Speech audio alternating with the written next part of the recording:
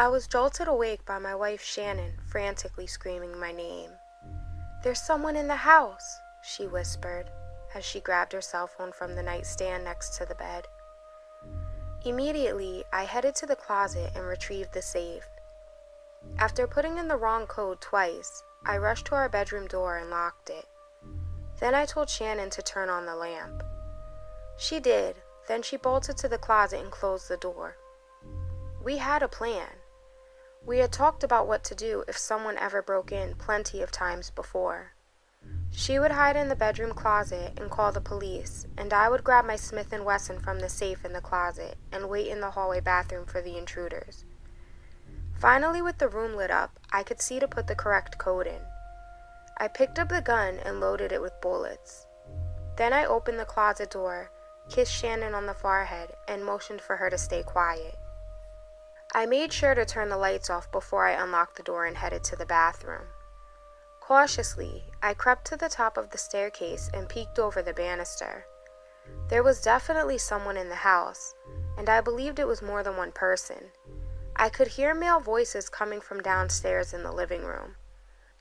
They'd better not be trying to steal my new 82-inch Samsung Smart TV that Shannon's parents had gotten us for Christmas, I thought to myself. I tiptoed down the hallway to the bathroom and hid behind the door.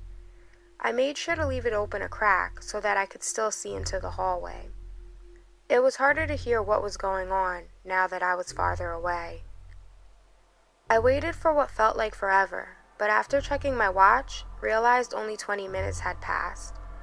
Why hadn't the police arrived yet? I snuck back to my bedroom, shut and locked the door, and then quietly called for Shannon.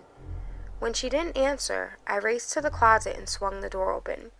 There was her phone lying on the floor, along with a few specks of blood, but she was gone. I picked up her phone and checked her call log. She'd never placed the call to 911. I dialed the number and told the operator that my home had been broken into. "I think they have my wife. She was hiding in the closet and now she's gone.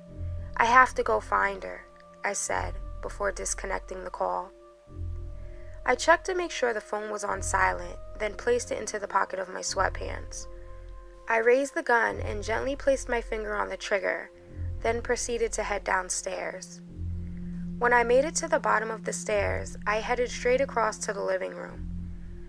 I breathed a sigh of relief when I saw that my TV was still in place on the wall. The room looked as though it had been rummaged through, but nothing seemed to be missing.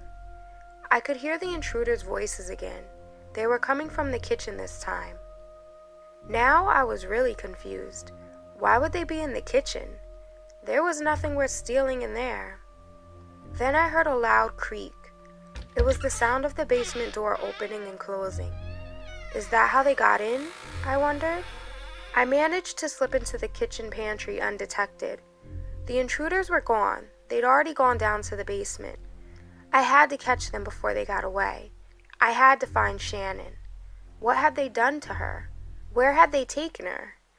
I had heard the intruders' voices, but I didn't hear Shannon's voice the entire time since she went missing from the closet. I could hear sirens faintly, but I couldn't wait for the police. Once the intruders knew that the police were on their way, they were more likely to hurt Shannon. I raced down the basement steps, but they were already long gone. One of the windows was broken, telling me that was the entrance and exit point for the robbers. I frantically searched the entire house for Shannon. I finally found her in the upstairs guest bedroom. There was also the body of one of the intruders laying in a heap on the floor. Shannon had stabbed him to death with the bread knife that she kept stashed underneath our bedspread. I approached her body, screaming her name. She was still alive, but she was barely breathing. I cradled her body in my arms and waited for the police to arrive. There was a gunshot wound right in the middle of her chest. I hadn't seen any of the intruders come upstairs, nor had I heard any gunshots. My eyes scanned the room and my heart froze when I saw the gun lying next to the intruder's dead body. It was equipped with a silencer, which explained why I hadn't heard any gunshots. "Why did you leave the closet?"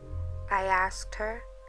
I try not to be angry, but why would she do something so stupid? She was perfectly safe in there. Shannon's eyes closed as I heard the police officer's footsteps coming up the stairs. One of the officers escorted me to the front porch to ask me some questions. "Sir, we searched the property and there was no sign of any break-in. The windows in your basement are intact and the alarm system was set and working when we arrived," the officer informed me. "Did you find the robber? The one in the guest room?" "She stabbed him," I stated. "Tell me what happened here tonight," he said. "My wife woke me up to tell me there was an intruder in the house. I told her to hide in the closet, but she didn't listen." "Is she okay?" I asked. My heart ached as I spoke each word. The officer looked at me with sadness in his eyes and let out a deep sigh. "Sir, your wife was murdered by an intruder a year ago," he told me. Subscribe for a new story Mondays, Wednesdays, and don't forget Saturdays. See you next time on Nina's Nightmares. Really? You're supposed to click the like button, not me. Ugh.